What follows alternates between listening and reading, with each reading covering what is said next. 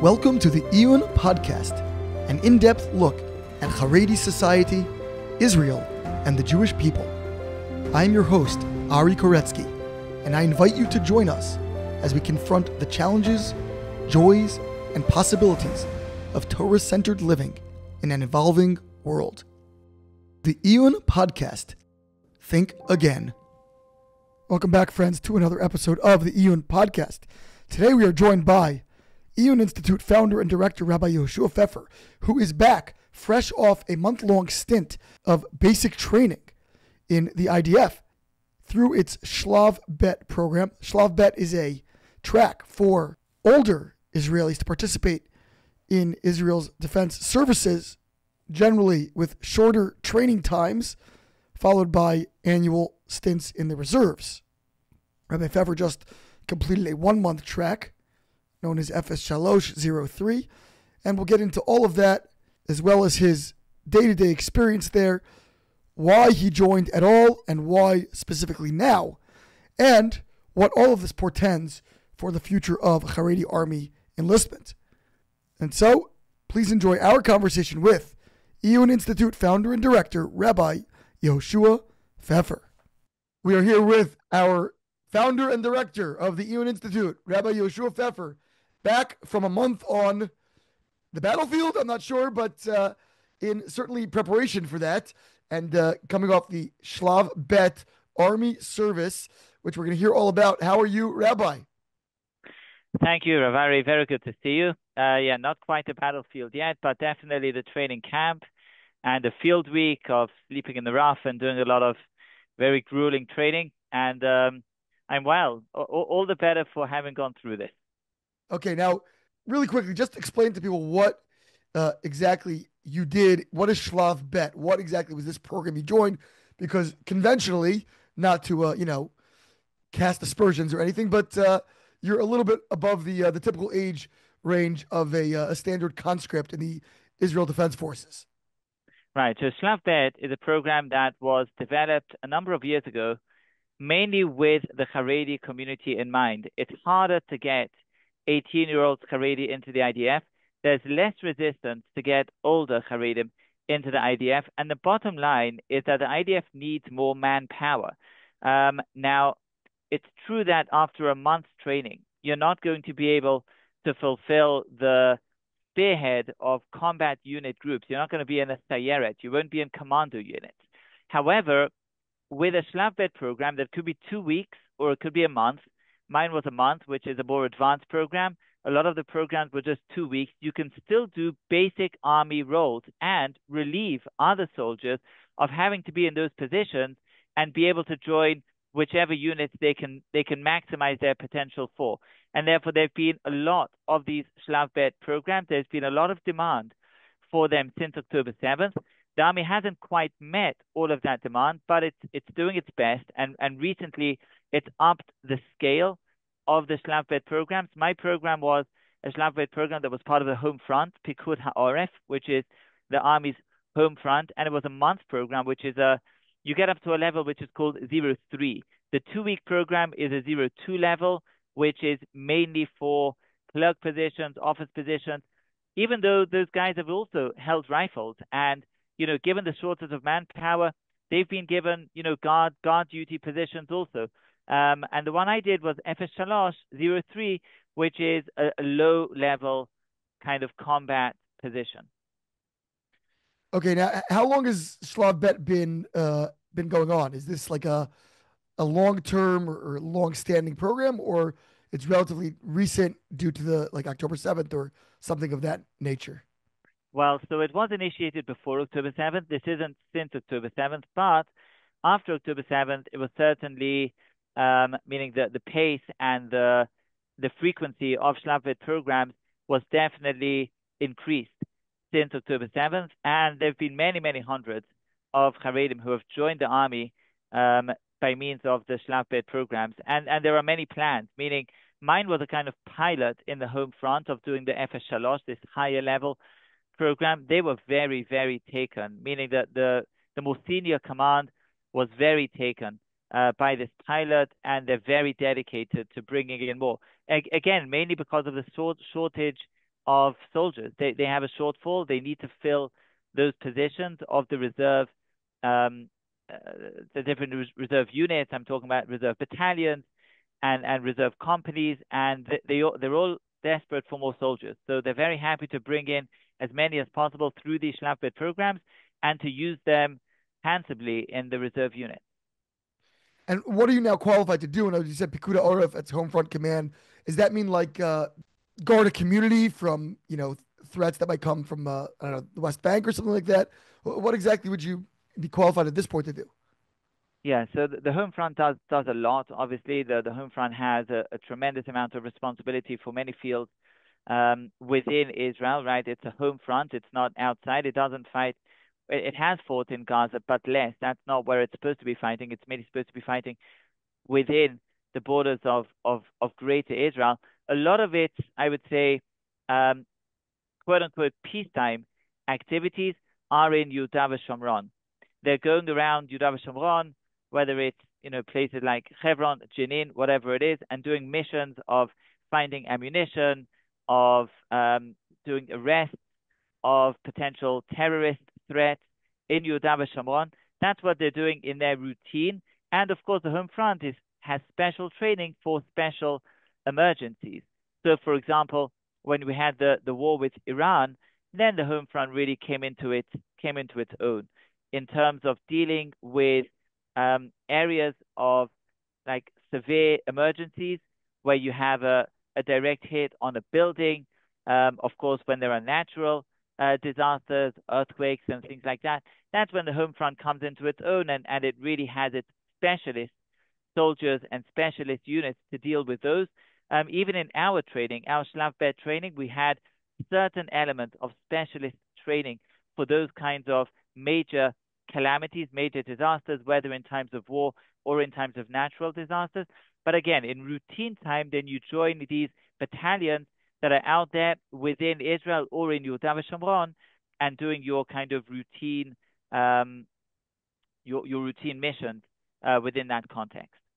And so once you've done this 1 month training, what is the future? In other words, is it an annual month? Is it an annual couple of weeks? Is it as needed? So right now, the prognosis or the expectation for annual days of miluim, of reserve duties, is much higher than it used to be. Meaning, since October 7th, of course, it's mushroomed and it's become a ridiculous number of days.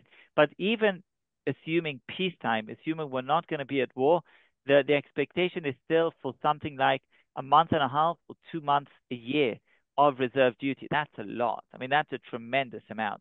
And that includes both training time, because especially, after a month, you're still not qualified enough. The different reserve units are going to want to get these soldiers up to speed to give them added training so that they'll be able to confidently perform these missions and not feel that they're kind of not up to it. That's number one. And number two, you have the actual mission time itself, being part of these battalions and performing necessary missions around the country.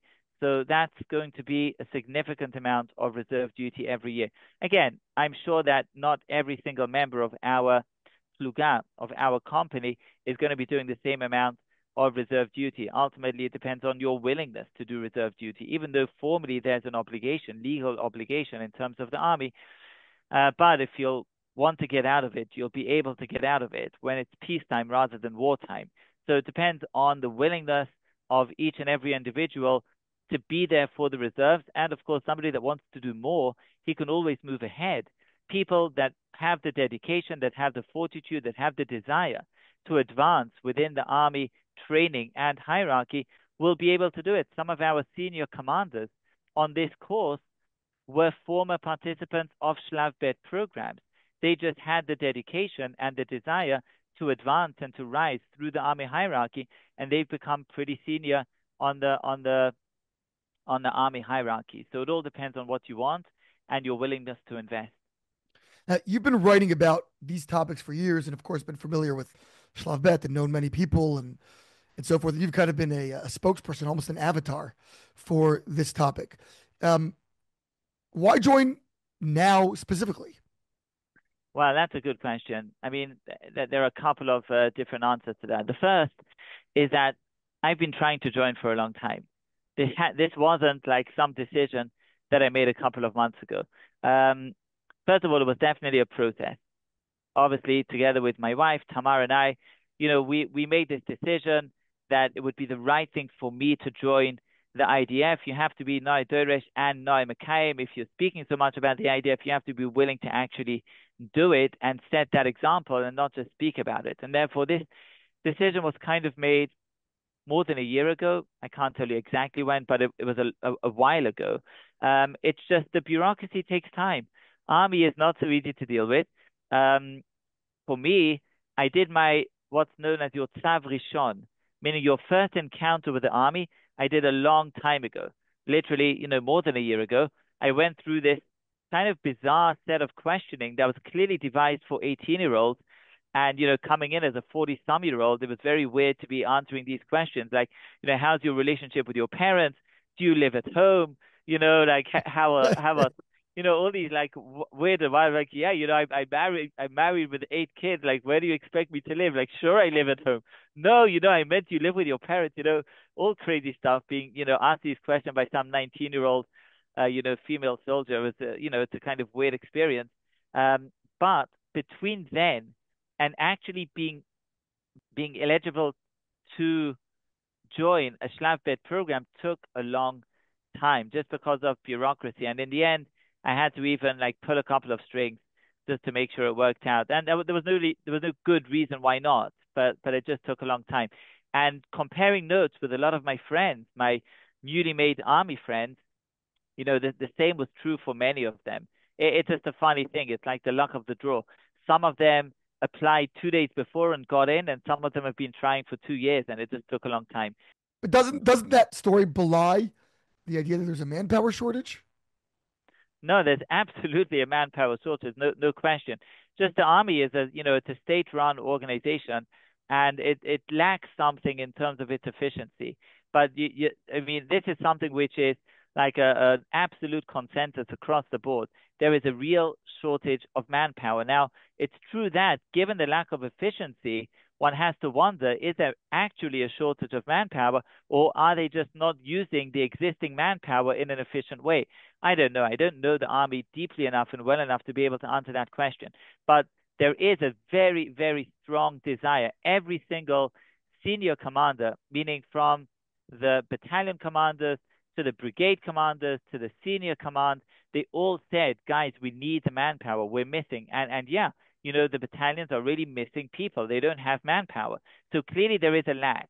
But is that just a result of lack of efficiency, or I don't know. I don't know. No, I it don't know just what seems to tell you. strange that if they're so desperately needing soldiers that it would take them a year to actually, allow you, quote unquote, in. Ari, with respect, they're fighting a war. They're fighting a war against, a multifaceted war on many fronts. Iran, the North, Hamas, their focus is on other places. And of course, they're bringing in the 18-year-olds. 18-year-olds will ultimately give you much more relative to your 40-year-olds. Again, in my pluga, in my company, there were a lot of 30-year-olds. There were some in their late 20s. These guys are young. These guys can do many years of reserve duty, and they can be very efficient as fighters. They're not all like my age. I was the oldest guy in my company. On the first day, I was the oldest guy. On the second day, there's this older guy who was a couple of years older than me that joined, but he was a former boxer. Okay, this guy was a boxer. This guy, he was like the push-up champion of the company. So, but he was older than me. Okay, but I was like really one of the oldest people there. Most people were not in their 40s; they were in the late 20s, 30s. So you can get a lot of benefit from them. At the same time, the focus of the army is on the 18-year-olds and not on the Shlav Bet people. So yeah, they need manpower, but still getting the attention to Shlav Bet is not something that comes automatically. It needs investment. It needs effort. What, by the way, is the oldest that they would accept? I mean, if like a 75-year-old came and said, "I want in," I'll cut potatoes, whatever, would they accept such a person? Well, it depends on the program. The age limit for my program was 50. That was the age limit. There are many programs similar programs to mine where the age limit is 40. Meaning when we're speaking about the Efes Shalosh, when we're speaking about the combat-oriented programs, they don't want really people over the age of 40. In my case, I guess because it's home front and there are other options available, they took people up to the age of 50, but And not because of beyond your that. exquisitely buff physique, obviously. To be honest, I was one of the more fit people on the group. Okay, there we go. I was not unfit. I was definitely not doing any less than anybody else, and I was doing more than most people. So I was okay with all modesty, et cetera, but I was okay. Nice. So there might be other tracks that are not combat oriented that would accept older people. Even those tracks will not take people, I think, over the age of 50. Once you get over the age of 50, then formally you become exempt from doing reserve duty. You can still volunteer for reserve duty, but you're formally exempt from reserve duty when you're over the age of 50. And therefore, the investment is just probably less of a worthwhile, you get less of a return on that investment. And therefore, to my knowledge, like 50 is kind of the cutoff point. But I'm not saying that with confidence, and I do know people over the age of 50 who did get in. So perhaps it depends on how hard you try or who you know and so on. So the ROI here really for them, for the Army, is the reserve, the years of reserve duty that you'll do, not anything that will happen immediately. Well, immediately is your basic training, meaning your basic training, which is your sadir, your regular service, only lasts a month in my case. In some cases of Shlav Bet, it only lasts 2 weeks. But that doesn't mean that these recruits are not going to be doing significant service. Listen, I have guys in my community who did this 2 week Shlav Bet course, and then they did another course. Let's say one of them did a course in fixing tanks. He did a 3 week or 2 week, I don't remember, course in fixing certain elements of tanks. And then he was serving in Gaza, fixing tanks. And his wife was like, what on earth have we gotten ourselves into? We did this like very innocent, innocuous looking Shlav Bet program. And all of a sudden, my husband's in Gaza fixing tanks. And he got injured, whatever, he fell off a tank. It's like crazy stuff. Baruch Hashem, he's well, everything's all right. But, his family in America was thinking, what happened to our son? Like he fell on his head. This guy's gone crazy, So he himself was very proud of what he did, and I spoke to his wife. His wife was moved to tears. She was very emotional about it.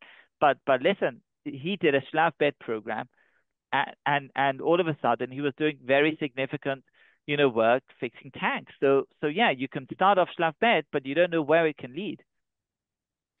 Okay, so tell us a little bit about the brigade or the battalion, or I'm not sure what the right lexicon even is, that you joined. Was this a Haredi Shlav Bet program? Was this part of the new what's called Chashmonaim that everyone's talking about, or Nachal Haredi, where you've served on the board and been a Rav and all of these? Like, what were you actually joining into?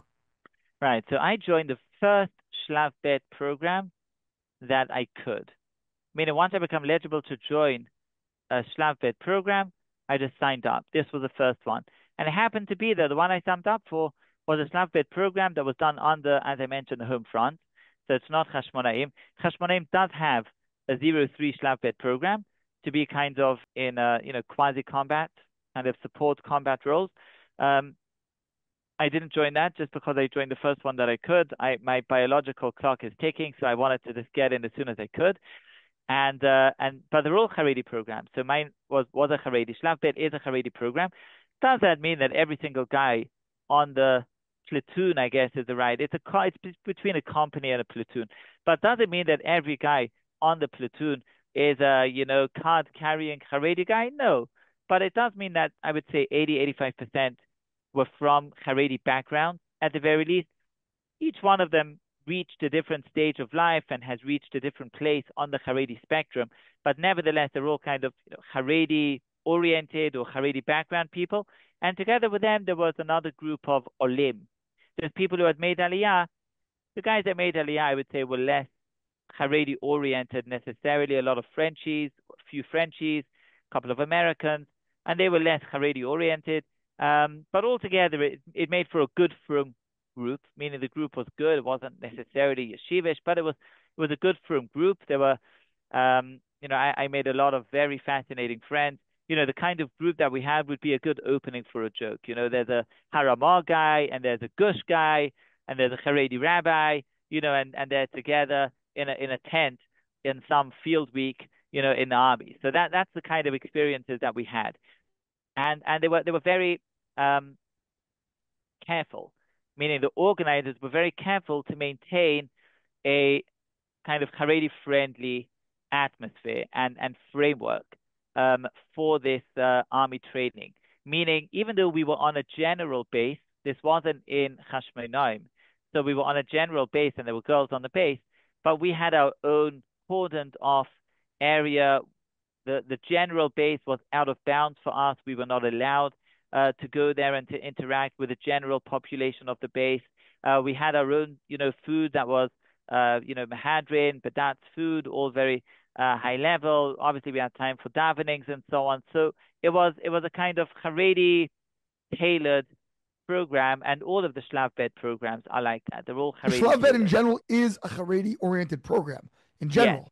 Yes, correct. I would say each one has its own flavor, meaning if you'll be on Hashmonaim, it'll be different from doing it on the home front.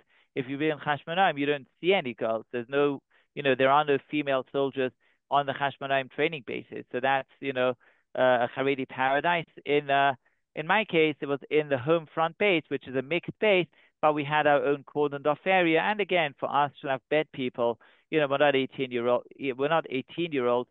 I don't think we really need that kind of hermetic treatment that you get at, let's say, Netzach Yehuda or Hashmonaim, where that's more of an issue. And within, you said there was an interesting, composition, a mixture of different kinds of religious backgrounds, all within kind of the frum spectrum. What percentage would you say were legitimately, currently, still Haredi identifying or Haredi, practicing, so to speak? Yeah, I would say that this whole, the kind of blend that you had in my company or my platoon is a kind of blend that you would have in a kind of in an American out of town yeshivish kind of yeshiva or high school. Meaning, it's not your uniformity, right? It's not Lakewood, right? But if you have an out of town place, so like where I grew up in London, you go to a place like Hasmonean. So you have Haredim, you have proper Haredim, but then you have a whole spectrum of people who wear, black kippot and suede kippot, leather kippot, and black knitted kippot, and then you have a couple with white kippot. You have that spectrum, and I think there's something nice about that. Meaning that's a little bit like I would expect to see maybe in the Haredi space as it develops. The Haredi space is a very developing space. There's a lot of dynamic going on there. And people ask me, well, what's mainstream Haredi? All right, as time goes on, it becomes a little bit harder to pinpoint where that mainstream is. Of course, you have the hardcore Haredim, and we had a few of those. We had a few like coming from, I would say mainstream or hardcore, real Haredi families that are sending to Cheder and to Yeshiva Ktana, Yeshiva Gdola, and so on. And they're still like that, these men? Yeah, we had a few that are still like that. We had a few that would say, yeah, we were doing our army service when there was this demonstration going on in Yerushalayim, like against the draft or whatever it was, against the government, against the Supreme Court, depends who you ask, what this demonstration was against. But we had a few in our company that they said, yeah, if we wouldn't be in the army, we'd be at the demonstration. And that's a good, I would say, indicator of being a card carrying, Haredi guy. I would be at the demonstration. We had a few of those. And we had a few that are, Haredi, let's say, they send their kids to Haredi or to Mamach, the kind of new version of Haredi schools and so on. But perhaps they wouldn't be at the demonstration because they didn't really identify with the messaging and with the causes that were plugged at the demonstration. And we had others that don't identify strongly anymore with the Haredi space and would send their kids to, let's say, religious Zionist schools. But it was a mix. It was a very nice. It was a healthy mix. It was nobody took offense from having to serve with these unseemly non-Haredim. You know what I mean? It's the army. This is not school. No one cared very much, and I would say there was something good about it. There was something healthy about that blend because ultimately, in Jewish society in Israel, and especially in Frum society in Israel, that's what we want, right? We want that unity. We want to be able to work together, to live together, to face the challenges and the opportunities that Israel, the future of Israel, is bringing up, and we want to face them together. And having this spectrum was something I felt there was something positive, there's something healthy about that. Right. Although others may have, not decidedly not wanted that, or not, maybe not those with your group, but others hearing this I might. think for Shlav Bet, it's ideal. I think for the 18-year-olds, maybe there's more grounds to think about this. But even for the 18-year-olds, I think we have to face the reality that that's what it's going to be. That even Netzach Yehuda has always been like this. There's always been a lot of the Benishim, religious Zionists, strong, good, and that strengthened the units. But And Chashmonaim is supposed to be different than that. yes and no, meaning it's supposed to be different than that, but ultimately, you go to Hashmonaim, you'll see that kind of blend also. It's not al taharat hacharediyut. It also has a blend, perhaps less so than Netzach Yehuda, but still, everyone's going to the same sources to get their soldiers, and even though the standards of Hashmonaim are higher because it's a brigade on its own. It's not just a battalion; it's a brigade. So no girls, and it's all hermetic, and so on. And the commanders are all they're all very firm, but they're not Haredi, even in Hashmonaim. So I would say there's still going to be a blend, and I think there's something healthy about that. I think that's something that we need to embrace. Those soldiers who you said would have been at the demonstration, or the Atzeres Tefillah, which is what it was called, I guess, by many. Um, what then, in fact, did bring them to join this program? Well, they wanted to be in the army, meaning they appreciated the army isn't perfect, and they certainly are against the arrest of yeshiva guys um, who are not serving in the IDF, and they're against the Supreme Court's intervention, sometimes kind of militant intervention in these affairs and so on. And so they would be at the demonstration because of that, and also they'd be at the demonstration because Atzeres Tefillah, right, whatever you want to call it, they'd be there because the Gedolim said to go, and they are card carrying, self-identifying members of the Haredi space, and they would go together with their, kids and their families. And at the same time, they say, listen, we're not in full-time learning. It's up to us to be in the IDF. We feel bad to see our non-Haredi neighbors and friends giving all of these months and years to service in the IDF, and we're not. And there's something unfair about that. There's something, immoral about that. And that has nothing to do with the question of yeshiva guys being drafted or not. They want to separate those issues out. On the one hand, they let the yeshiva guys stay in yeshiva. On the other hand, let us be in the IDF, which is where we need to be on a moral ground. Okay, so in the time we have left, take me through a day in the life during this program. Was there a lot of variety, or was it kind of a routine, standard day? How did it actually go? Right. So first of all, there were very different types of days, meaning there were days when we slept on the base or when we slept in the field, when we did our field week. And obviously those were exceptional days. We slept, three to a tiny tent. I don't even think that's like army protocol. I think they gave us like an exceptionally hard time because we did it for a shorter time. The whole thing was a month. Our field week was just 3 days. So they really gave us like a hard time. And every night, we were woken up after, an hour after going to sleep, called the Hakpatzah. They tried to grab our weapons and, to see if we're alert, even when we're sleeping, and made us do, they call these acts, like, crazy training drills, like when you're still groggy, having just woken up. Like those were unique days. Those were crazy times. But the general days when we got to go home, so, each person obviously had his own schedule of how to get in. For me, I used to get in very early. I got to the base at like 6 a.m. or something to save the traffic. If you drive in at 8 a.m., then you have heavy traffic. I used to drive in very early I went to So the these are base. not residential programs. You're not living there for a month? So that's a whole story in itself.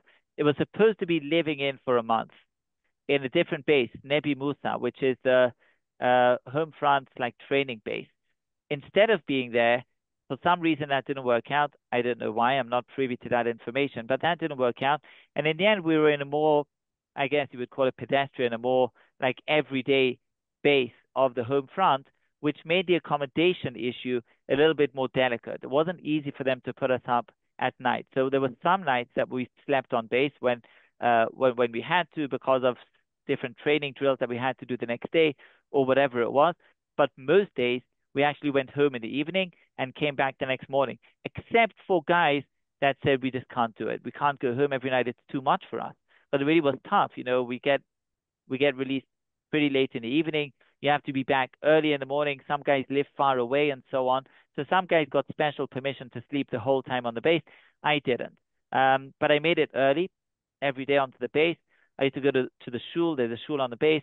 I used to go there to daven, to learn with my chavrusa, to do some stuff before we started. Then 8:30 a.m. we had our first like formation. This was to do the roll call to make sure everyone's there and so on. Then we had our flag ceremony. Every morning we had a flag ceremony with Hatikva and with Animamin and the formal ceremony. And then every day was different. There were some days where we had a lot of drills. We had to learn how to be soldiers. We had to learn how to use weapons. We had to learn how to clean your weapons. We had to spend time on the shooting range and to learn how to shoot. We had to do these kind of fighting drills. In Hebrew they call it prat chulia, meaning how do you charge at an enemy when you're alone? How do you charge when you're in a chulia, in a group? There are also bigger drills that we didn't do. This is just the FS Shalosh. It's just a 0-3 training. So the more advanced drills we didn't get to do, but we did a lot of those. Those were rigorous. And every day you ended the day with aching muscles. Those were hard. But we also had a lot of theoretical learning, studying about the army, about the hierarchy, about the home front. We also had special training for zihui, meaning zihui chalalim, right? In cases of mass calamities, disasters, identifying those who had been killed in these disasters or in a missile strike and so on. Like, what do you do as home front soldiers? How do you collect the information about those deceased? How do you navigate that arena? It's a complex arena, right? It's an emergency arena. How do you navigate that? So we learned those skills also. Those are particular skills within the home front, but we learned those too. So we then have also classroom study also. So it was a blend. It was a blend of the kind of more military training and the classroom stuff. And of course there was a field week. So that's more or less what it was about. I can tell you, the final ceremony, the whole Please. day we basically did just training for, how to hold your weapon, how to present your weapon, and so on. All of these different acts that you have to do as part of the ceremony. It was very, very, very moving. Was there a tekes at the end that your family could come to and so forth? Sure, that's the final ceremony. The families were invited. The senior command was invited. It was a beautiful ceremony. It was very, very moving. A lot of everyone that had to spoke, and yeah, it was a lot of people ended that ceremony with teary eyes. It was very moving. Because we'd really done something. We'd come into the army. It's not taken for granted that any of us that should be doing army service. Again, there were some youngsters, 27, 28-year-olds, but for me, that I'm coming on 50, this is not something that one could take for granted. Also, as a Haredi rabbi, this was something very unusual. And I really had a rabbi position. I came into the army. I came into the platoon, and said, guys, over here I'm Yehoshua. I'm not Rabbi Yehoshua. I'm just Yehoshua. That worked for like half a day. We had some extra time on the first day, and someone says, "No, Rabbi Yehoshua, give a share." But he knew me as a rabbi, and he said, give a share. And we had half an hour spare. So I gave a share, and that was it. From then, like basically every single day, I would give like a Dvar Torah or a share. Whenever I have spare time. Sometimes the officers would would command, would give an instruction. Rabbi Yehoshua, give a share. We have like 10 minutes. You have to give a share now. So that was like a share by order. And so I did kind of become the platoon rabbi. Not I didn't volunteer for this, but it just happened. But either way, it was very special, to go through that, to be a part of the IDF, to kind of blend into that collective identity of wearing uniform and being part of the army of the Jewish people. It was an amazing thing for me. It was like deeply, deeply moving. And that all came out in the final ceremony. And of course, now there are questions exactly where each person is going to do his reserve duty. But, the default is at the home front, of course. For me, there are also broader options because of my training, because of my rabbinic kind of background. And there is a demand for like fighting rabbis in Hashmonaim. They're looking for Haredi rabbis to be a part of it, that they'll be able to speak to the guys on a kind of eye-to-eye level, with a Haredi sense of humor, to be in on the nuances and so on. So it could be I'll end up there. I don't know yet. Listen, I just finished the basic training the other day. Thursday we finished, and today's Right. Sunday. So I just finished. We'll see what happens with the reserves. What's been the broader response from your community you are aware of, and you are plugged into Haredi society? What's been the general response, and perhaps more interestingly, has there been any pushback or blowback? I haven't felt pushback or blowback. I say yet, but I don't know what the future will hold. But I haven't felt that yet. From my own community, there was tremendous support. Listen, I've been encouraging in my own community Shlav Bet for a long time, and a lot of the guys have done Shlav Bet. That's part of the reason why I decided to enlist in the IDF, because I've sent so many guys there. I haven't sent, but I've encouraged it. And you have to put your money where your mouth is. You have to put your body where your mouth is in this case. And therefore, for me, that was important. And the community was super, super supportive. Really, I couldn't ask for more. In the other areas of my activity, Tzarich Iyun, the Iyun Institute, Netzach Yehuda, well, these are, my natural milieu. Those areas are supportive. At the same time, where I live wasn't always so comfortable. I'm in a very Haredi area. Not everyone in my area takes kindly to the IDF generally, and to Haredi service in the IDF specifically. And I felt several times, I came home with uniform. I didn't change before coming home. I came in with uniform, and there was not once, not twice. I felt like kind of eyes that were not kindly looking at me awry and so on. It wasn't necessarily comfortable, but I did it with great pride and with without any kind of inferiority complex. On the contrary, I said, no, this is setting an example. This is what I want to be leading that charge. Whether that's going to lead to some kind of blowback or not, I don't know. But Ari, to be entirely honest, I don't really care. This is not something. Meaning, the readiness to do this is the readiness to do it and to pay a price. You do pay prices for making these kinds of decisions.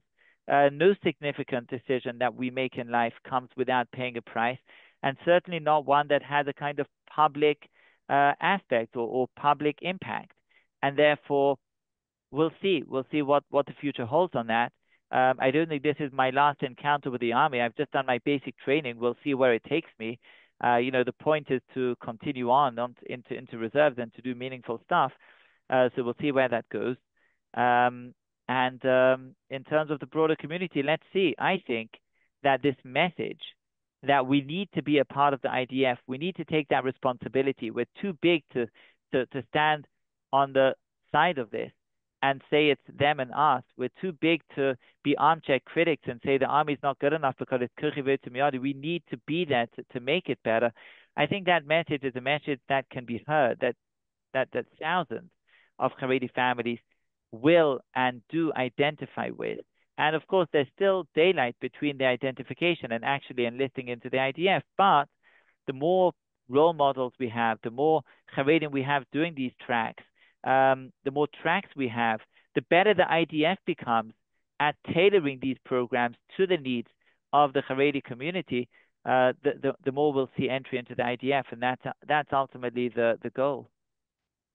Just in closing, now that this is kind of all, behind you, obviously, not the whole service, of course, with reserve duty, which will be an annual event, or if not more, but that first foray, that initial month-long burst, has now concluded, as you said just a couple of days ago.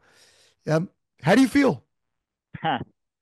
Well, on the one hand, it's been on the one hand, it's a humbling experience, because you lose your individuality on a certain level. Okay, I was still kind of a rabbi, but whatever. Broadly speaking, you're in uniform, you're the same as everybody else. You get the same punishment, you do the same push-ups. You have to run around buildings and in whatever time you're given.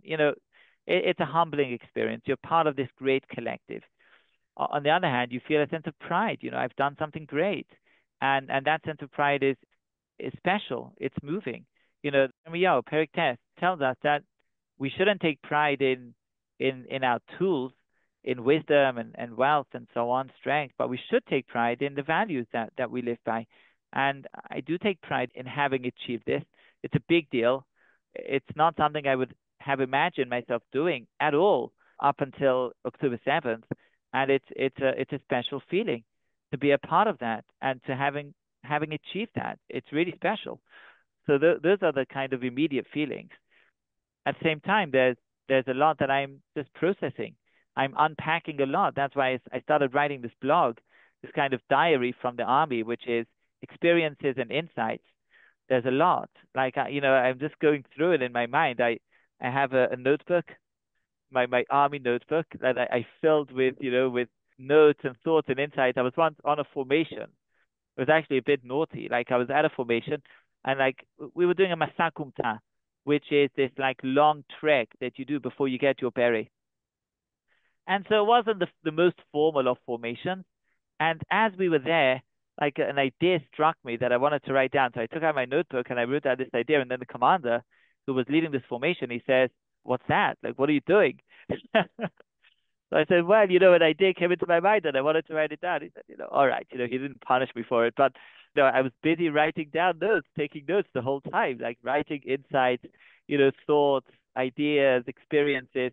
And now I'm just beginning to kind of unravel them and unpack them. So, Mr. Hashem, that should furnish like a good set of short pieces in these diary entries. Okay, Rabbi Yehoshua Pfeffer, straight back from Shlav Bet basic training. You're looking great. And back in a suit and tie over here, or at least a tie. Yeah, the suit's not far away. It's not a green tie, by the way, but it is a tie. And great to have you back and great to hear about your experience. And I guess I can finally say thank you for your service. Thank you, Ari. I really appreciate that. Like I said, it's humbling, but it's also a sense of pride, and it's very special to have done it. And Ari, the army is waiting for you. I think you're a couple of years younger than me, probably. Not many. We'll take you. We'll take you. I'm rushing up on that 50 myself, so we'll have to see about that. Although I love the idea for sure, and we'll have to discuss that offline.